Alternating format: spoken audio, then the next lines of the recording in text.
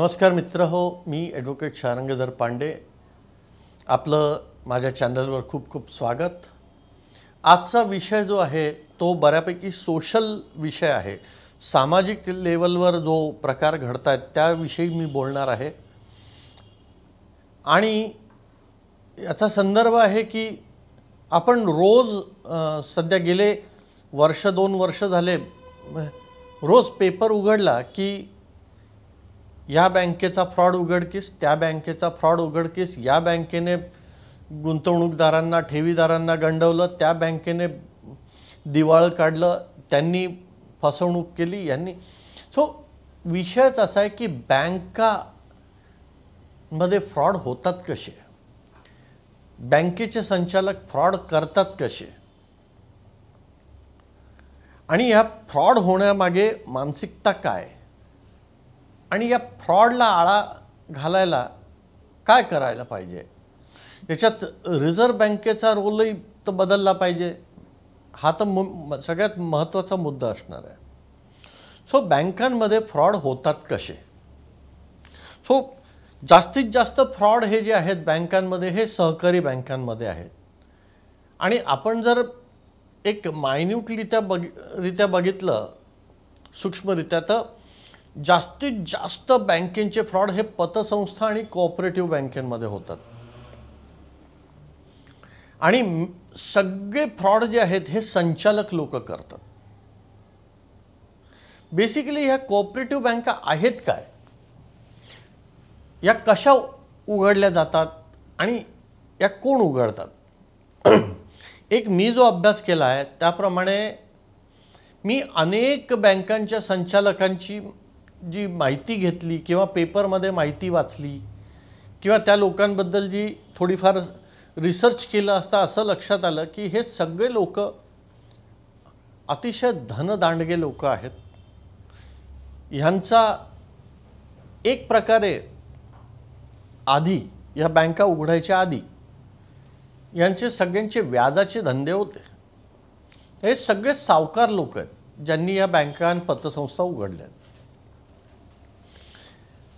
आणि उद्देश एकच आहे की नफेखोरी करणं, जास्तीत जास्त नफा कसा कमवायचा. त्यामुळे या कोऑपरेटिव्ह बँकांना 12% ते 21% व्याज आकारायची मुभा दिलेली आहे रिझर्व्ह बँकेने. का दिली आहे, याच्यातनं पिळवणूक होत नाही का. बरं, बाकी सगळ्यांना दामदुप्पट म्हणजे तुमच्या मुद्दली एवढं जेव्हा व्याज होतं, परत तुम्ही 2 लाख रुपये कर्ज घेतलं त्यावर 2 लाख रुपये व्याज लागलं, त्यावर व्याज आकारता येऊ नये अशी तरतूद रिझर्व्ह बँकेने केली पाहिजे. दामदुप्पटीच्या वर व्याज गेलं नाही पाहिजे. बरं, रिकव्हरी कर्ज वसुलीची प्रक्रिया जी आहे त्यात मालमत्तेची जी बाजारभाव आहे आणि कर्जाची जी रक्कम आहे, मालमत्तेचा बाजारभाव जास्त असेल तर ती बाजारभावाने विकून कर्जाची रक्कम घेऊन उरलेली रक्कम जागा मालकाला किंवा कर्जदाराला किंवा जामीनदाराला मिळालीच पाहिजे. त्यांच्यावर अन्याय होता कामा नये याची काळजी रिझर्व्ह बँकेने घेतली पाहिजे. रिझर्व्ह बँकेचे जे गव्हर्नर आहेत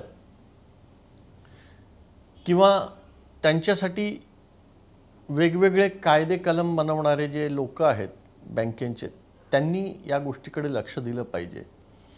सध्याचे जे बँकेचे कायदे आहेत हे पिळवणूक करणारे आहेत, काळे कायद्या टाईप आहेत. ह्याच्यातनं न्याय कमी आणि अन्याय जास्त होतोय गरिबांवर. गरिबांच्या जमिनी लुटल्या जात आहेत, गरिबांचे मिळकती लुटल्या जात आहेत. मी मध्ये इंडियन एक्सप्रेस पेपर लावला होता काही दिवस, मग मी तो बंद केला. त्याचं कारण असं आहे की त्या इंडियन एक्सप्रेसमध्ये मी बघत होतो की मधली जी 3 पानं आहेत त्या 3 पानावर बँकेची वसुलीशी संदर्भातले समन्स, जप्तीची संदर्भातल्या नोटिसेस,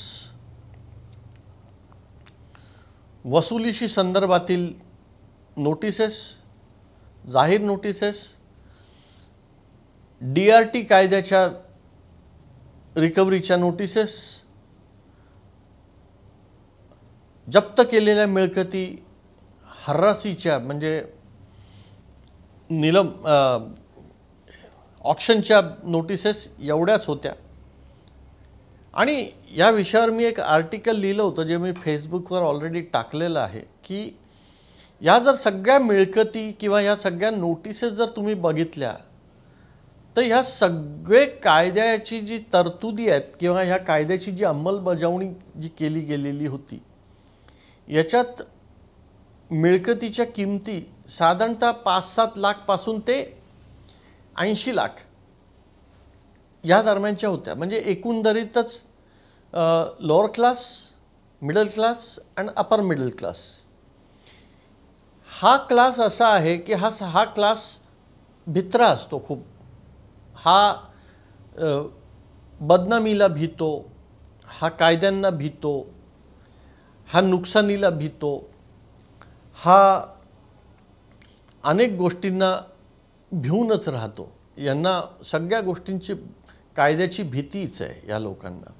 आणि ह्या लोकांकडनं वसुली करणं सगळ्यात सोपं की यांना बघा तुमची बदनामी करू तर आम्ही ते लोक बिचारे कर्ज फेडून टाकतात.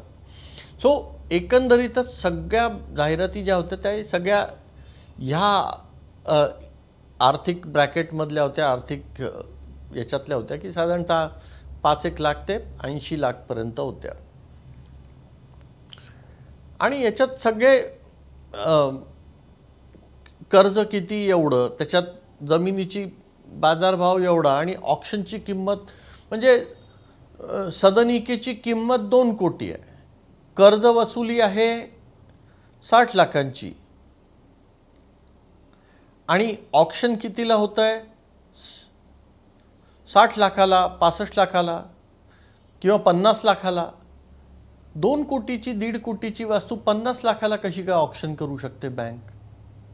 हा एक याच्यातला मोठा फ्रॉड आहे की लोकांच्या मिळकती हडप करणं आणि रिकव्हरी टीम या कमी किमतीत ऑक्शन करायच्या आणि विकत घेणाऱ्याकडनं रोख रकमेत वरची मलाई खायची. हा एक फ्रॉडचा भाग आहे बँकांमध्ये घडणाऱ्या, कोऑपरेटिव्ह बँकांमध्ये.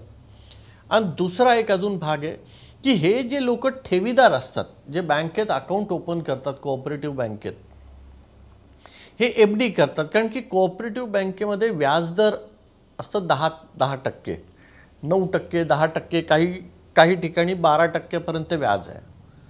आणि अनेक रिटायर्ड लोक किंवा अनेक गरीब लोक आपल्या कामकाज किंवा आपल्या पगाराव्यतिरिक्त एक ठराविक रक्कम ॲडिशनल आपल्याला मिळावी या हेतूने ते लोक गुंतवणूक करतात किंवा ठेवी ठेवतात.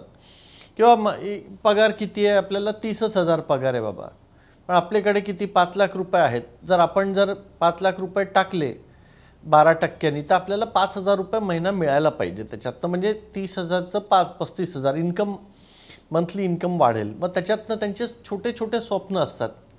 मुलांच्या शिक्षणाचं स्वप्न असतं, मुलीच्या लग्नाचं स्वप्न असतं, एखादी छोटीशी 2 व्हीलर मोपेड घ्यावी अशी स्वप्न असतात. किंवा नाही काही तर एक छोटीशी खोली, 1 रूम किचनची खोली तरी 10 लाखापर्यंत घ्यावी किंवा एक 500 स्क्वेअर फुटाचा प्लॉट घेऊन त्याच्यावर घर बांधावं. अशी छोटी स्वप्न उराशी धरून हे लोक ह्या धनदांडग्या सावकारी मनोवृत्तीच्या लोकांच्या बँकेमध्ये, कोऑपरेटिव्ह बँकेमध्ये हे पैसे ठेवी म्हणून ठेवतात.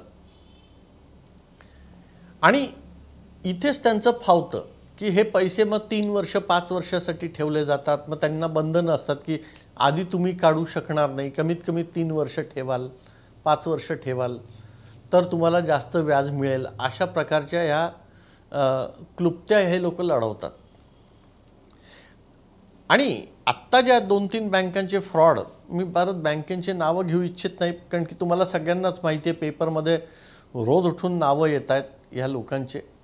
तर हे जे संचालक लोक आहेत, हे सगळे अतिशय श्रीमंत, यांचे वैयक्तिक मोठे मोठे बिझनेस, कुणाच्या ऑइल मिल्स आहेत, तर कुणाचे कन्स्ट्रक्शन बिझनेस आहेत, तर कुणाच्या गाड्यांचे शोरूम आहेत, कुणाच्या फॅक्टऱ्या आहेत, तर कुणाचे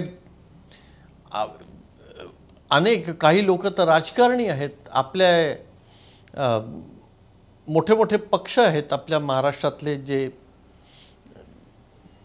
एका पर्टिक्युलर लोकांचे ते ह्या सगळ्या कोऑपरेटिव्ह बँक आहेत आणि या पतपेढ्या आहेत.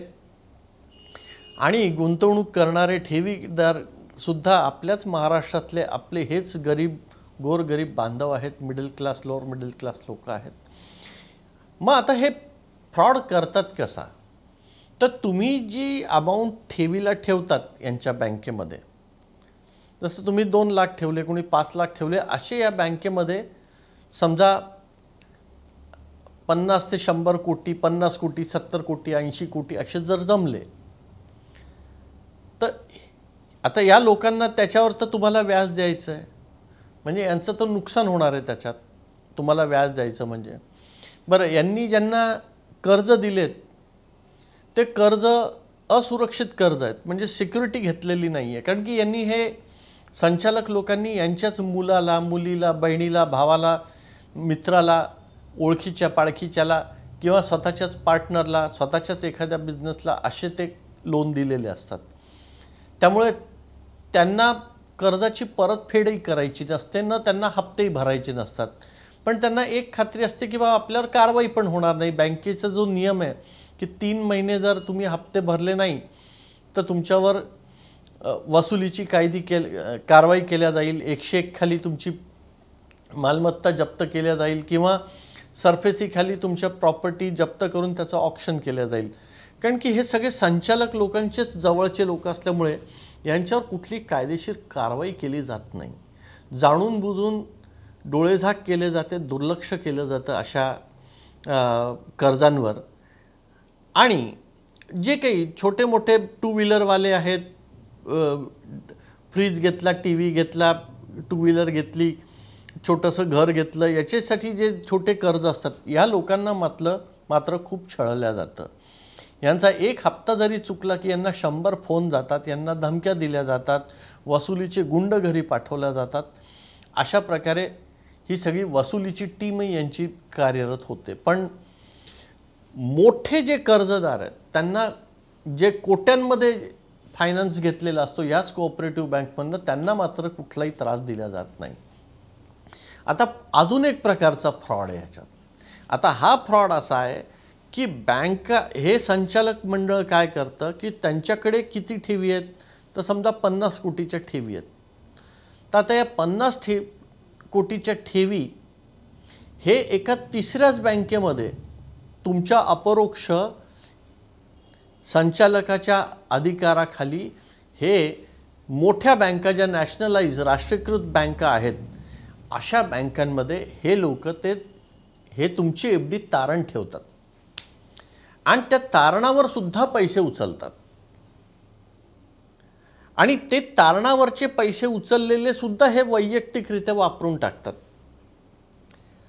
आता जेव्हा तुमची एफडी मॅच्युअर होते, तुमचं ठेव मॅच्युअर होते, तुम्ही पैसे मागायला जातात 3 वर्षांनी, तर हे म्हणतात की आत्ता नाही, 6 महिन्यांनी देतो, 5 तुमचं व्याज वाढवून देतो, 12%च्या ऐवजी 14% व्याज देतो, पण वर्षभर अजून तुम्ही एक्सटेंड करा. कारण की बँकेत मुळात पैसेच नसतात. बँकेत खडखडाट असतो अख्खा, कारण की तुमचे ठेवीचे पैसे ऑलरेडी यांनी दुसऱ्या बँकेमध्ये ठेवून त्याच्यावर कर्ज उचलून घेतलेलं आहे. पण ऑडिट रिपोर्ट जेव्हा होतो, त्या ऑडिट रिपोर्टमध्ये हे लोक काय करतात की दुसऱ्या बँकेमध्ये जर यांनी 50 कोटी ठेवलेत, तर हे दाखवताना म्हणतात की आमच्याकडे त्या बँकेकडनं इतक्या कोटीच्या ठेवी आहेत आणि त्या आम्ही केल्या, असे खोटे बनावट ऑडिट रिपोर्ट सबमिट केल्या जातात. आणि रिझर्व्ह बँकेची आणि ऑडिटर्सची दिशाभूल केल्या जाते, आयकर खात्याची पण दिशाभूल केल्या जाते. आणि शेवटी जेव्हा अनेक ठेवीदारांचे पैसे मिळत नसतात तेव्हा ते एकत्र येतात, तेव्हा ते त्या जागी जाऊन मोर्चे काढतात, तिथे जाऊन धरणे धरतात, मग पोलीस स्टेशनमध्ये जातात आणि मग यांच्यावर गुन्हा नोंदवला जातो.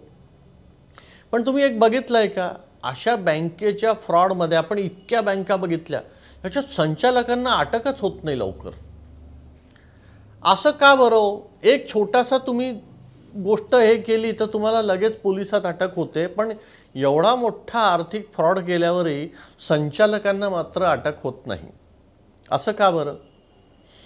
कारण की पोलीस यंत्रणाही कुठेतरी याच्यात दोषी आहे.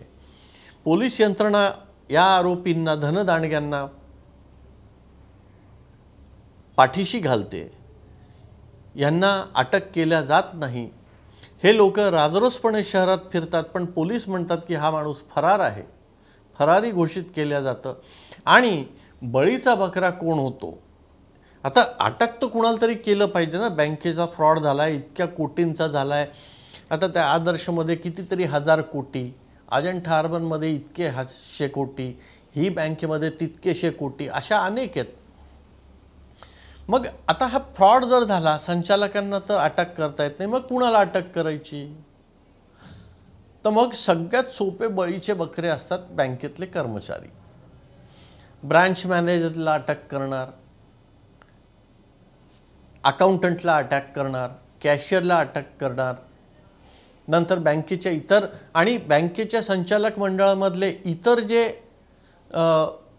अकार्यक्षम जे असतात, काही लोक नॉमिनल डायरेक्टर घेतलेले असतात. बऱ्याचदा आता हे लोक फ्रॉड असतात, खोटी नावं देऊनही घेतलेले असतात, पण बऱ्याचदा आले तरी ते असेच लोक असतात. अशा लोकांना अटक करवली जाते, कारण की अशा लोकांना अटक केल्यावर त्यांचा ह्या फ्रॉडमध्ये कुठेही इन्व्हॉल्वमेंट नाही हे बघितल्यावर कोर्टाला त्यांना जामीन द्यावा लागतो. त्यामुळे नॉमिनल आठवडाभर अटक व्हायची तयारी असते, अशा लोकांना अटक करवली जाते. आता कर्मचाऱ्यांना काय अटक करणार? कर्मचारींचा काय दोष? शेवटी कोऑपरेटिव्ह बँक किंवा पतपेढ्यांमध्ये 1 रुपयासुद्धा इकडचा तिकडे करायचा असेल तर संचालकाची सही लागते. ब्रांच मॅनेजर किंवा कॅशियर किंवा लोन ऑफिसर किंवा रिकव्हरी ऑफिसर यांच्या हातात काही नसतं. एक कुणीतरी CEO असतो, मुख्य प्रबंधक म्हणतात त्याला, झोनल मॅनेजर, ते असतात. अशा लोकांना हे तर पगारी नोकर. शेवटी पगारी नोकर जे लोक असतात बँकेमध्ये, कोऑपरेटिव्ह, तेच करतात जे संचालक सांगतो. डायरेक्टली किंवा इनडायरेक्टली त्यांची प्रत्येक कृती ही संचालकांचाच आदेश असाच मानला गेला पाहिजे. पण न्यायालयात जेव्हा आम्ही अशा लोकांसाठी जेव्हा जामीन मागायला जातो, तेव्हा न्यायालय हेच म्हणतं की नाही, यांना अटक केली आहे, हे तर जनरल मॅनेजर आहेत, हे तर ब्रांच मॅनेजर आहेत, यांनीच फ्रॉड केलेला आहे आणि पैसे परत जमा झाल्याशिवाय किंवा ह्या लोकांनी पैसे जमा केल्याशिवाय आम्ही यांना सोडणार नाही. म्हणजे चोर सोडून संन्याशाला फाशी देणं, अशातला हा न्याय यंत्रणेचा प्रकार आहे. मला कळत नाही की या लोकांकडे, हे पगारी नोकर, एक तर कोऑपरेटिव्ह बँकेत पगार किती हो, हे लोक पिळवणूक करतात. मस्टरवर 50,000 रुपये पगार दाखवतात, हातात देताना 20,000 देतात. साधं चपराशाला 8-10,000 रुपये पगार दाखवतात आणि देताना 5,000 देतात. एवढी तर चिंदीगिरी करणारे हे लोक संचालक आहेत आणि ह्या संचालकांना वाचवलं जात आहे आणि कायदा त्यांना मदत करतोय, पोलीस त्यांना मदत करतायत. पोलीस डिपार्टमेंटवर तर खरंच बोलावं तेवढं कमी पडेल एवढं आहे, कारण की इतके दोष आहेत. अगदी सदोष यंत्रणा आहे, सदोष तपास आहेत, सदोष फिर्यादी बनवल्या जातात, सदोष चार्जशीट बनवल्या जातात. एकूणच ह्या धनदांडग्या संचालकांना लवकरात लवकर बाहेर कसे पडतील, कसे लवकर सुटतील, कशा लवकर जामिनी मिळतील, अशा प्रकारे तर तपास केला जातो. आणि मरतोय कोण? तर तो ठेवीदार. शेवटी हे लोक सुटतात, पुढे तो खटला चालायला 5 वर्ष लागतात. तोपर्यंत ठेवीदार जे मध्यमवर्गीय असतात, अनेक लोक आत्महत्या करतात, अनेकांच्या मुलींची लग्न तुटतात, अनेकांच्या मुलांना शिक्षण घेता येत नाही, अनेकांचे संसार तुटतात. पण याचा न्यायालयाला काही फरक पडत नाही, कारण की दृष्टीआड सृष्टी असते. न्यायालयाला ह्या लोकांच्या यातना दिसत नाही, वेदना दिसत नाहीत. मग न्याय मिळणार कसा? सो हे बँकेतले फ्रॉड आधी बंद झाले पाहिजे.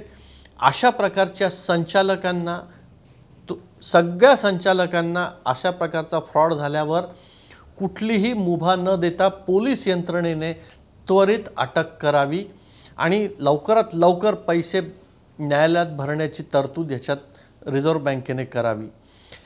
असे न्याय संचालक जे कोणी दोषी आहेत यांना परत अशा प्रकारची कुठलीही बँक किंवा पतपेढी उघडायची परवानगी देऊ नये. यांचे सर्व प्रकारचे लायसन्स रद्द करण्यात यावे. या सगळ्या ठेवीदारांना आत्ता भारत सरकारकडनं 5 लाखापर्यंत विमा आहे की तुमची जर ठेवी एखाद्या बँकेत किंवा पतपेढीत असेल तर त्याला 5 लाखापर्यंत त्याला विमा आहे. तुमची 5 लाखापर्यंत रक्कम परतफेड करायची जबाबदारी भारत सरकारची आहे, रिझर्व्ह बँकेची आहे. ही गोष्ट लक्षात ठेवा आणि ह्या गोष्टीचा फायदा घेऊन तुमची जर रक्कम, ठेव रक्कम जर 5 लाखापेक्षा कमी असेल तर तुम्हाला ती त्वरित परत मिळेल, ही लक्षात घ्या.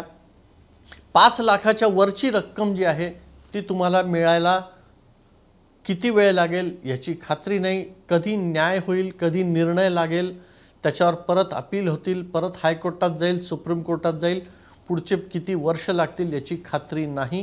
त्यामुळे कुठल्याही पतपेढीत किंवा कोऑपरेटिव्ह बँकेमध्ये जर तुम्ही ठेवी ठेवत असाल तर ती रक्कम एका माणसाच्या नावावर 5 लाखापेक्षा कमी असावी, ही गोष्ट लक्षात ठेवा. 4,99,000 करा, पण त्याच्यातही धोका एक आहे की 4,99,000 रक्कम असेल तर तुम्हाला फक्त मुद्दल परत मिळेल, व्याज मिळणार नाही, कारण की ते 5 लाखाच्या वर जाणार आहे. त्यामुळे तुमचं मुद्दल आणि व्याज टोटल मिळून 5 लाखापर्यंत होईल एवढीच रक्कम एका माणसाच्या नावाने ठेवा, तरच तुम्हाला लवकर तुमचे पैसे परत मिळतील. आणि हे बँकेचे फ्रॉड कधी बंद होणार मला माहीत नाही, पण रिझर्व्ह बँकेच्या सर्व लोकांना माझी कळकळीची विनंती आहे की कृपया या कायद्यांमध्ये बदल आणा आणि ह्या अशा सावकारी लोकांना लुटण्यापासून आळा घाला, हीच एक विनंती. नमस्कार. आशा करतो तुम्हाला माझा व्हिडिओ आवडला असेल, पण तुमची कष्टाची कमाई अशा दुष्ट धनदांडग्या सावकारी लोकांच्या बँकेमध्ये ठेवू नका, हीच एक विनंती.